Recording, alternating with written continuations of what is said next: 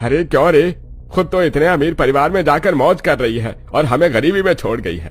देख तो जरा, ऊपर से लेकर नीचे तक हीरों के गहनों में लदी हुई है और इस साड़ी पर भी सोने का काम हो रहा है ना। और इन सब की सिक्योरिटी के लिए अपने साथ में इतने सारे बॉडीगार्ड भी लेकर आई है।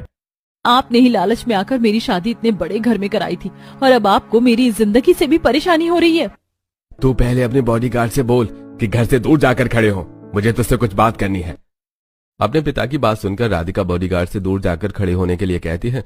बॉडीगार्ड के दूर हटने के बाद, तुझे शर्म नहीं आती? इतनी बड़े घर की बहू हो गई है और खाली हाथ चली आई अपने साथ ये मिठाइयाँ और कपड़े लेकर। अरे कम से कम 10-20 लाख रुपए लेकर आती तो कम से कम मेरा गुजारा चल जाता। बाबा मेरे बाल छोड़ो, मुझे दर्द हो रहा है और मैं अपने ससुराल से एक फूटी कौड़ी भी आपको नहीं दूंगी। ऐसे कैसे नहीं देगी? मैंने तेरी शादी इतने बड़े परिवार में कराई है। एक काम कर, मुझे अपने गहने दे, मैं इनको बेचकर ही पैसे ले लूंगा।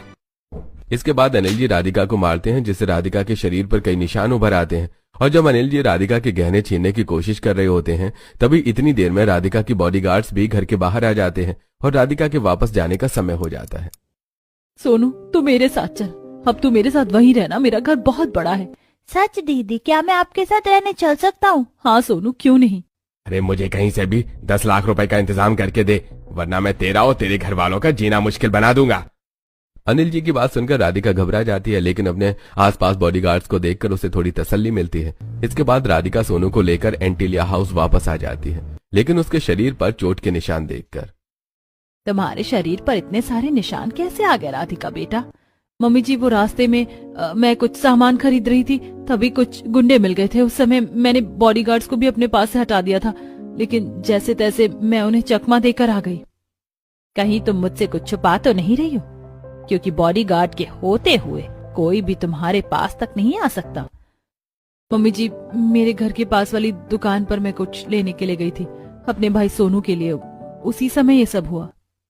राधिका की बात सुनकर नीता जी उस पर विश्वास कर लेती हैं और उसके सिक्योरिटी के लिए बॉडीगार्ड्स और बढ़ा देती हैं। इसी तरह कुछ दिन और बीत जाते हैं। एक दिन शहर के मंत्री के यहाँ से पार्टी का इनविटेशन आता है।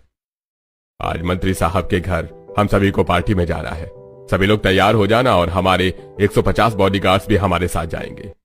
जी हाँ, ठीक है। राधिका, आज तुम अपनी चांदी के वर्क वाली साड़ी पहनना और कुछ डायमंड के सेट मैं तुम्हारे कमरे में रखवा दूंगी, वही पहन कर चलना। तुम नई बहू हो हमारे घर की, तो हमारे घर की शान कम नहीं होनी चाहिए।